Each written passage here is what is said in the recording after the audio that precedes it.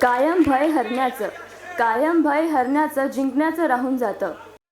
इच्छा असूनही जगण्याचं राहून जातं. निघण्याआधी निघण्याच्या घाईमध्ये बघण्याचं राहून जातं. कधी कधी बघून सुद्धा जगण्याचं राहून जातं. वा, काय सुंदर सुरुवात झाली आपल्या काव्याच्या रंगदार मैफिलीला. हो, खरंच आपल्या नायरच्या कवींचं जितकं कौतुक केलं तितकं कमी आहे. पण एक सांग, या कवींना काव्याची प्रेरणा कुठून मिळते? अरे, साधं आयुष्य आणि त्यातील वेगवेगळे अनुभवच प्रेरणा देतात. नातेसंबंध, प्रेम आणि कधी कधी गोड गोड विचार येतात आणि होऊन जाते कविता. तर असाच आपल्या जीवनाचा अनुभव कवितेच्या माध्यमातून आपल्यासमोर सादर करण्यासाठी येत आहे सृष्टी सपकाळे. नायरच्या परिसरात वावरताना मला बरेच लहान मोठे असे अनुभव आले. त्या अनुभवातून माझ्या मनात एक प्रश्न निर्माण झाला की आयुष्य म्हणजे नक्की काय असतं. तर ह्या विषयावर मी माझी एक स्वरचित कविता आयुष्य म्हणजे नक्की काय असतं ही सादर करत आहे.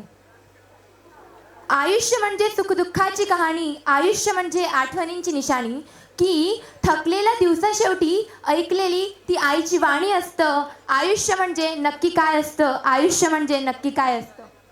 आयुष्य हा सृष्टी फुलवणारा एक दीर्घ श्वास, आयुष्य हा सृष्टी फुलवणारा एक दीर्घ श्वास. आयुष्य म्हणजे नात्यातला विश्वास, का आयुष्य हे गत्यंतरापर्यंत पोहोचण्याचा एक प्रवास असतं. आयुष्य म्हणजे नक्की काय असतं, आयुष्य म्हणजे नक्की काय असतं. एखाद्या दवाखान्याच्या बेडवर पडलेल्या रुग्णाच्या असहाय्य डोळ्यासमोर उभं राहतं ते का?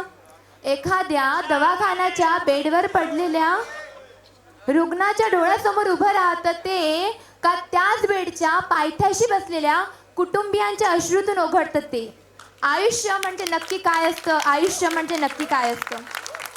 आयुष्य हे सांगायचं नसतं तर ते अनुभवायचं असतं. अनुभवायचं असतं ते शिखरावरून खाली पाहणाऱ्या त्या गिर्यारोहकाच्या निर्भय मनातून. अनुभवायचं असतं ते हार न मानता शेवटपर्यंत झुंज देणाऱ्या त्या लढवय्याच्या तलवारीतून. अनुभवायचं असतं ते आकाशात उंच उडणाऱ्या त्या घारीच्या बळकट पंखांमधून.